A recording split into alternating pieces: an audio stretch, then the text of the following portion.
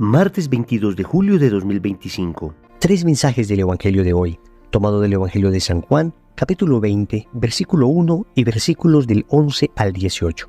El primer día de la semana, María Magdalena fue al sepulcro al amanecer, cuando aún estaba oscuro, y vio la losa quitada del sepulcro. Fuera, junto al sepulcro, estaba María llorando. Mientras lloraba, se asomó al sepulcro y vio dos ángeles vestidos de blanco sentados, uno a la cabecera y otro a los pies donde había estado el cuerpo de Jesús. Ellos le preguntan: «Mujer, ¿por qué lloras?». Ella les contesta: «Porque se han llevado a mi Señor y no sé dónde lo han puesto».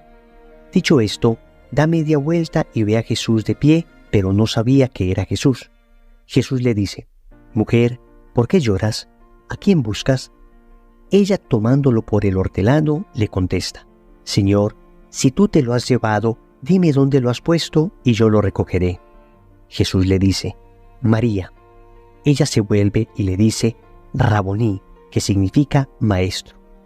Jesús le dice: «Suéltame, que todavía no he subido al Padre. Anda, ve a mis hermanos y diles: subo al Padre mío y Padre vuestro, al Dios mío y Dios vuestro».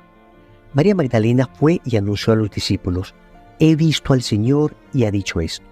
Palabra del Señor, gloria a ti, Señor Jesús. Queridos amigos, hoy celebramos a María Magdalena. Es increíble cómo el Señor reivindica el papel de la mujer. En una cultura en la que ni siquiera el testimonio de la mujer era válido, el Señor escoge a esta mujer como testigo de su resurrección, como la primera que anuncia la resurrección de Cristo. Y vamos a reflexionar tres mensajes de este bello Evangelio. Primero, ¿por qué lloras? Segundo, el Señor te conoce por tu nombre. Tercero, debes dar testimonio. Vamos con el primer punto. ¿Por qué lloras? En varias ocasiones el Evangelio nos menciona a María Magdalena llorando. Y María Magdalena está llorando porque no veía el cuerpo de Jesús y no sabía dónde lo habían puesto. Había tristeza en María Magdalena. Pero la tristeza que ella tenía era una tristeza producida por el amor. La ausencia del ser amado le producía tristeza. Y nos podemos preguntar nosotros también hoy: ¿por qué lloramos? ¿Tú por qué lloras? ¿Qué te produce tristeza?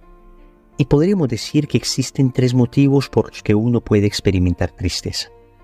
Primero, motivos superficiales. Segundo, motivos meramente humanos. O tercero, motivos divinos. ¿Qué te produce tristeza a ti? ¿Acaso motivos superficiales? Cuando decimos motivos superficiales, pensamos en aquellas tristezas producidas por cuestiones bastante secundarias. Tristezas que se nos producen por cosas que no son esenciales en la vida y sin embargo le hemos dado demasiada importancia. La tristeza, por ejemplo, que uno puede experimentar cuando no se realiza un capricho que uno quería.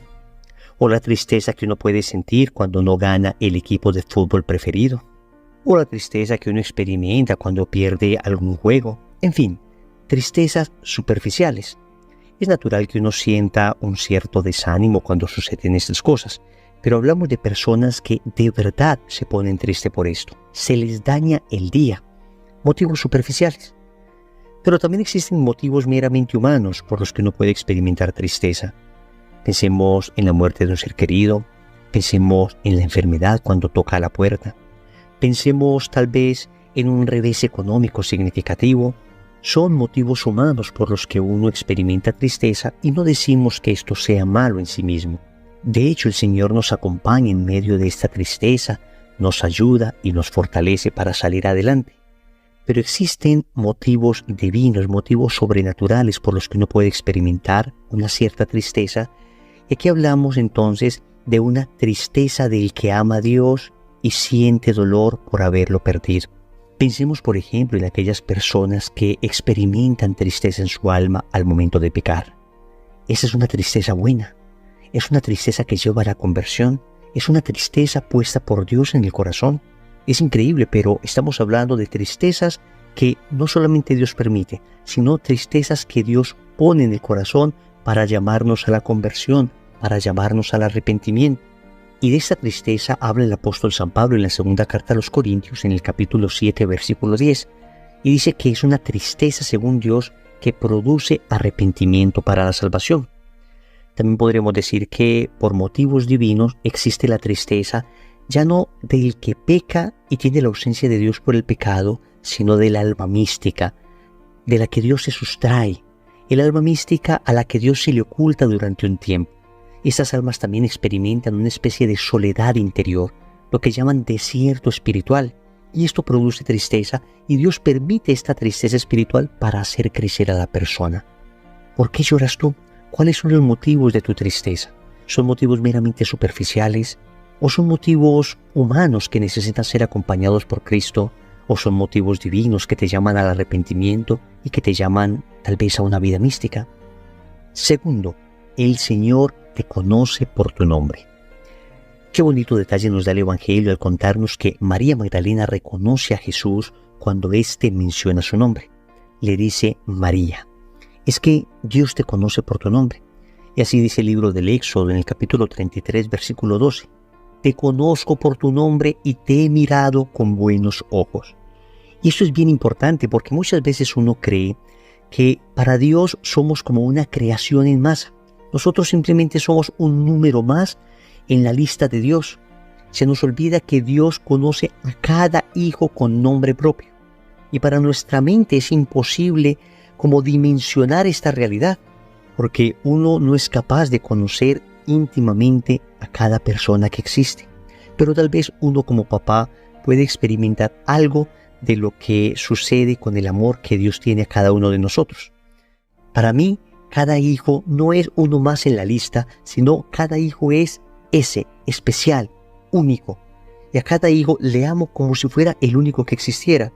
Y si uno experimenta esto como padre, pues cuánto más Dios experimenta esto con la paternidad universal que tiene y te conoce por tu nombre. Dios no te creó en serie, te creó en serio. Tus dificultades, tus miedos, tus angustias, tus alegrías, Dios las conoce y conoce particularmente las tuyas, no las de todos en general. Dios conoce particularmente tu corazón, particularmente tu realidad, particularmente tu dificultad. Esto es bello saberlo, porque entonces, así como Jesús le dijo a María Magdalena, María, y ella le reconoció al escuchar esa voz, así Jesús te llama hoy a ti, Juan, Pedro, Simón, Andrés, a ti María, a ti Joana, a ti Clara, a ti Andrea. Dios te llama por tu nombre. Dios se refiere a ti con nombre propio y te ama como si fueras la única que existieras. Te ama como si fueras el único que existiera. Y tus problemas, y tus realidades, y tus dificultades son para Dios tan importantes como lo son para ti. Él te ama y te conoce por tu nombre. Tercero, debes dar testimonio. Después de conocer a Jesús resucitado, después de saber que Él me ama, después de saber que Él me llama por mi nombre, entonces yo no puedo quedarme simplemente para mí con ese amor. Yo debo compartir ese amor. El Evangelio nos dice que María Magdalena fue y anunció a los discípulos lo que había visto y lo que había oído. He visto al Señor y ha dicho esto. Nosotros también hemos visto las obras del Señor y hemos escuchado sus palabras. Hemos visto lo que ha realizado en favor nuestro y en favor de otros. Y hemos escuchado su palabra que nos ha hablado con claridad a través de la Sagrada Escritura, a través de los acontecimientos, a través de esta predicación, a través de aquel retiro, a través de distintos medios el Señor nos ha hablado. ¿Y voy a dejar esta bendición solo para mí? Yo debo contar a los demás, yo debo dar testimonio a los demás, yo debo anunciar a los otros la alegría de Cristo resucitado. Si nos encontráramos en un desierto donde todos murieran de sed, y yo tuviera una fuente de agua que no se agota, sino que mientras más se da, más crece, mientras más la doy, más abundante es, ¿cómo ser egoísta y quedarme para mí con esa fuente de agua mientras a mi alrededor todos mueren de sed? Pues nos encontramos en un mundo que muere de sed espiritual, tiene sed de amor y no encuentra ese amor. Y tú y yo hemos conocido el amor de los amores, tú y yo hemos conocido a Cristo, esa fuente inagotable de amor. ¿Cómo no entregarla? ¿Cómo no darla? ¿Cómo no contar a los demás que esa fuente les puede saciar? Que es un agua que salta para la vida eterna, que es un agua, como el Señor le dijo a la samaritana, de la cual bebes y nunca más tienes sed. Debemos anunciar Porque si no anunciamos, si no testimoniamos lo que hemos vivido, muchos morirán de sed. Debes seguir ardiendo, porque si no ardes, muchos morirán de frío. Oremos. Amado Señor, estoy aquí ante tu presencia para que enjugues mis lágrimas. Ciertamente, en ocasiones, estas lágrimas han sido superficiales. He llorado por cosas tan superficiales. También en ocasiones han sido lágrimas mundanas. Señor, pero otras tantas he tenido lágrimas de contrición. Ven, Señor, a purificarme, que las lágrimas limpien mi corazón. Gracias porque me conoces por mi nombre y te preocupas de mis necesidades. Y yo quiero proclamar al mundo lo que has hecho en mi vida. Quiero proclamar al mundo que has muerto por mí, que me has salvado, que has resucitado. Señor, dame lo que me pides y pídeme lo que quieras. Amén. Recordemos entonces. Primero, ¿por qué lloras? Segundo, el Señor te conoce por tu nombre. Tercero, debes dar testimonio. Compromiso. Hoy vamos a dar testimonio de Cristo resucitado. En el nombre del Padre, y del Hijo, y del Espíritu Santo. Amén.